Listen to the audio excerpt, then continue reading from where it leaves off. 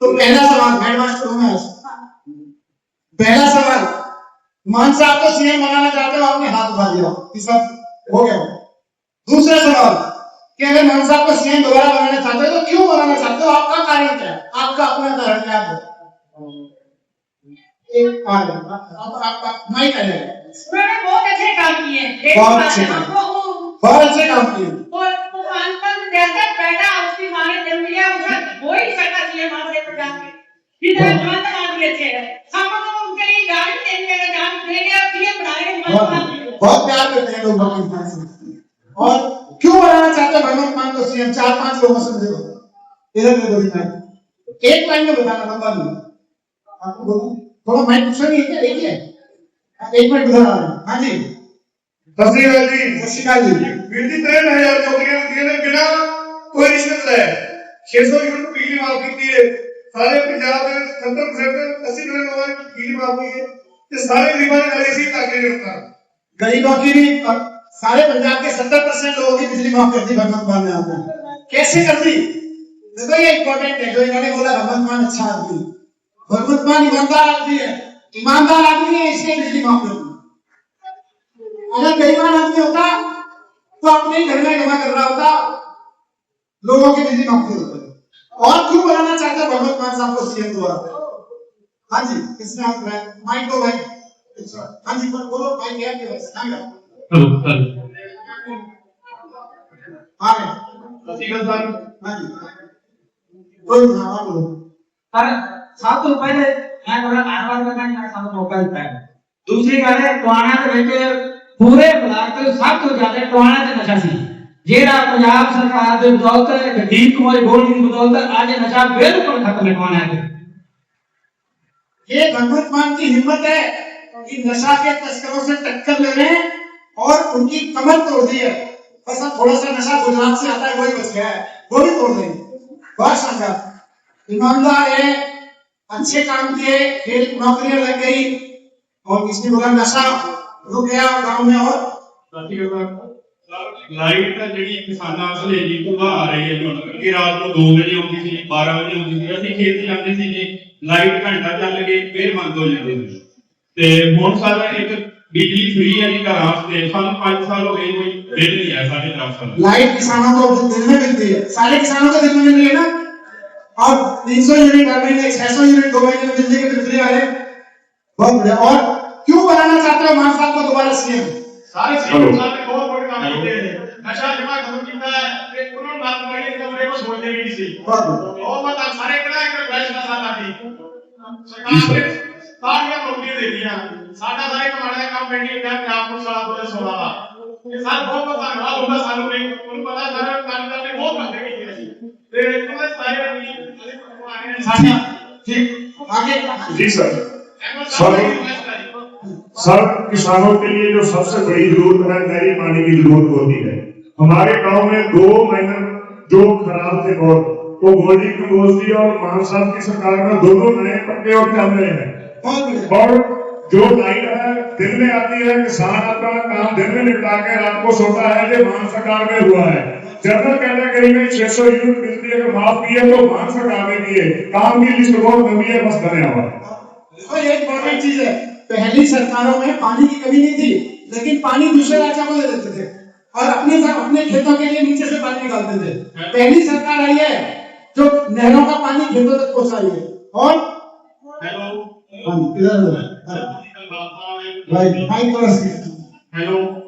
मैं गुरजी का खालसा सदोरिया साहब मैं कैमरा का सरपंच है जब खेले वाले का सब को जनरल एक मिनट थोड़ा सा शांति बना के रखिए। जनरल वर्ग ने जे काम अपनी सरकार ने किया सब वजह 600 बिजली यूनिट माफ की थी।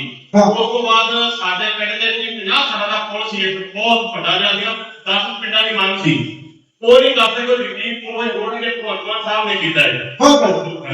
तो एक मिनट में आ रहा हूँ, सवाल और भी है मेरे पास। एक ही सवाल नहीं है, सवाल कई है, अभी सारे एक ही सवाल का जवाब मत दो। तो अभी अगला सवाल एक मिनट सुनो बाबू जी भाई साहब, एक मिनट माइक रोको। अभी आपने बताया कि आप सारे लोग मान साहब को सीएम बनाना चाहते हो। आपने बताया कि मैंने पूछा क्यों करना चाहते हो, बोले जी बिजली का कर दिया, पानी का कर दिया, नौकरियों का कर दिया, चिंता खत्म कर दिया, अच्छा आदमी है, ईमानदार है, सारी चीजें बताई आपने। अभी मैं ये पूछना चाहता हूँ, इस हॉल में बैठे लोग सीएम बनाना चाहते हैं या जो मार्केट में दुकानदार बैठे हैं, गांव में किसान बैठे हैं, वो भी बनाना चाहता है? सारे बनाना चाहते हैं। घरों में जो महिलाएं बैठी हैं वो भी बनाना चाहती हैं। हाँ जी, लड़कियां बनाना चाहती हैं, नहीं यंग लड़कियां यूथ बनाना चाहता है कि नहीं चाहता? तो अगर देखो, आपको अपनी फैमिली हो, आपको अपना परिवार हो, परिवार तो चाहता ही है कि भगवंत मान दोबारा सीएम बन जाए, दोबारा एमएलए बन जाए, लेकिन बाहर का दुकानदार क्या कहता है? आपने अपना कारण बताया, मैं आपसे पूछता हूं कि बाहर का दुकानदार, बाहर का किसान आपको क्या बोलता है, वो क्यों बनाना चाहता है? यूथ क्या बोलता है, वो क्यों बनाना चाहता है मान साहब को दोबारा सीएम? आपकी कोई बात होती हो, किसी का उदाहरण देकर बताना, अपना नहीं, अब बात अपनी नहीं है, आप तो परिवार के लोग हो। बाहर का आदमी जो पार्टी के परिवार का नहीं है, वो क्यों मान साहब को दोबारा सीएम बनाना चाहता है, ये बताओ भाई। सर, यूथ क्यों बनाना चाहता है? क्योंकि जब अकालियों की सरकार थी ना सर पंजाब में, उनकी सोच ये थी कि हम शमशान घाट ऐसा बना देंगे कि सबका मरने को जी करेगा। पंजाब और आपकी सोच ने शमशान घाट जाने के रास्ते को बदल दिया, जो पंजाब में मोहल्ला क्लिनिक बना दिया। वो मारना चाहते थे, आपकी सोच ने पंजाब के यूथ को और बुजुर्ग को बचा ली।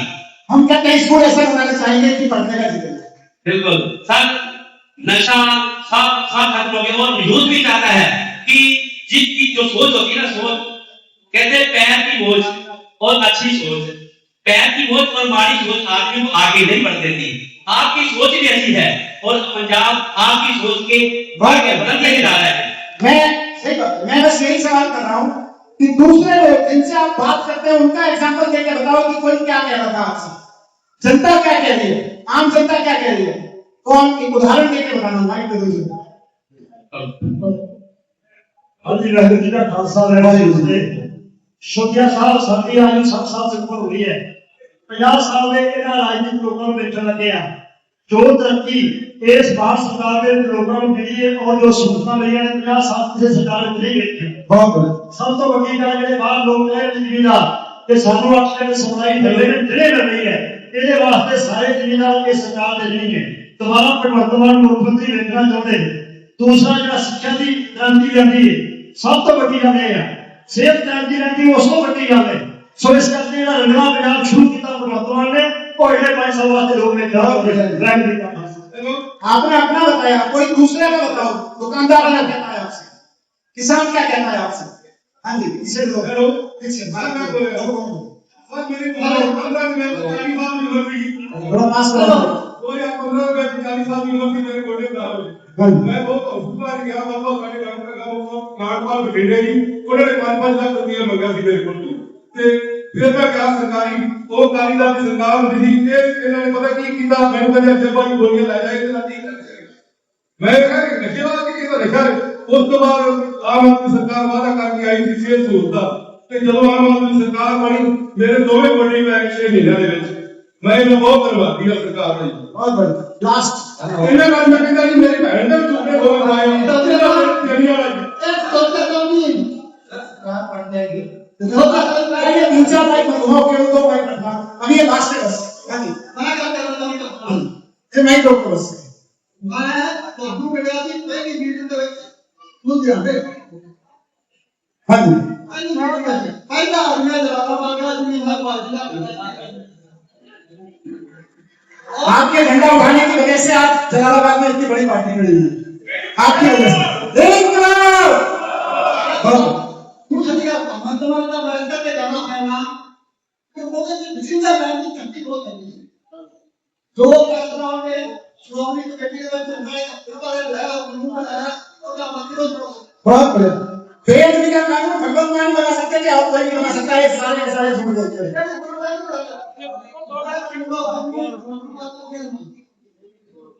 और तो मुंह में बैठ मेनू मीटर की प्रॉब्लम आ रही है ठीक इतना प्रॉब्लम आ रही है तेरा तो देखो ना मजा ज्यादा नहीं ठीक है।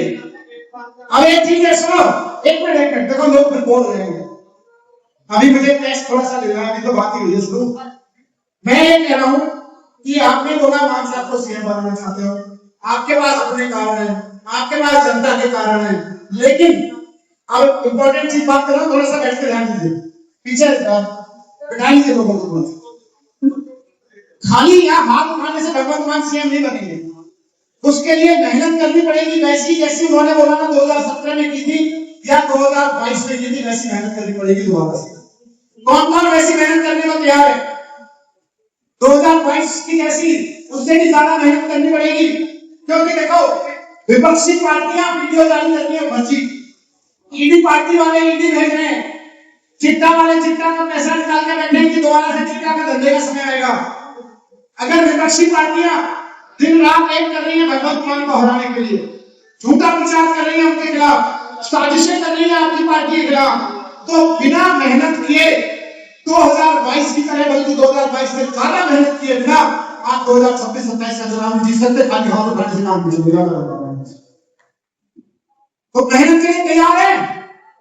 कौन कौन मेहनत करने को तैयार है भगवंत मान को दोबारा सीएम बनाने के लिए? जो लोग तैयार हैं, सारे लोग तैयार हैं, बहुत बढ़िया। मैं पूछ लूं कितने तैयार हो? देखो आपने बोला मैं तैयार हूं, सबने हाथ उठा दिया। अभी मैं जानना चाहता हूं कितने तैयार हो, कितने तैयार हो जानने का मेरा एक तरीका है। मैं 3 सवाल पूछूंगा, पता चल जाएगा कौन कितना तैयार है। पूछ लो, 3 सवाल में पता चल जाएगा, खाली हाथ उठाने से तैयार नहीं होते। 3 सवाल आपके बीच डालना हो। पहला सवाल, आप में से किस किस को अपना बूथ नंबर पता है? ईमानदारी से बता दो। 80% लोगों को पता है, ठीक? 80% लोगों ने हाथ उठाया कि 80% लोगों को अपना बूथ नंबर पता है, यानी कि इस हॉल में बैठे हुए 20% लोगों को अभी अपना बूथ नंबर नहीं पता। तैयारी करनी पड़ेगी बूथ नंबर पता है, पहली तैयारी। दूसरी तैयारी, जिस जिसको बूथ नंबर पता है उसके लिए, तो पहले सवाल में 20% लोग अभी तैयार नहीं। दूसरा सवाल पूछो। हाँ जी, दूसरा सवाल डालो।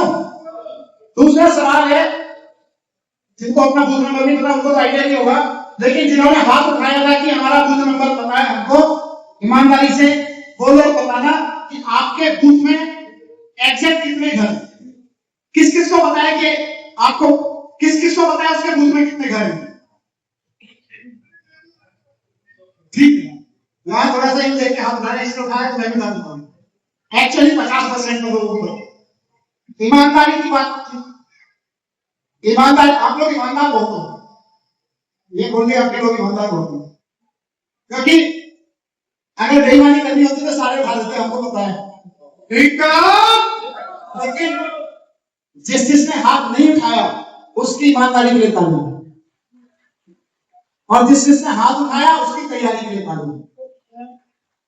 तो दूसरी, पहली तैयारी बूथ नंबर पता करो, दूसरी तैयारी ये पता करो कि मेरे बूथ में कितने घर हैं, और तीसरा सवाल है, इससे तैयारी का आंकड़ा पता चल जाएगा। बिल्कुल, मैंने पहले कहा मैं भाषण देने नहीं आया।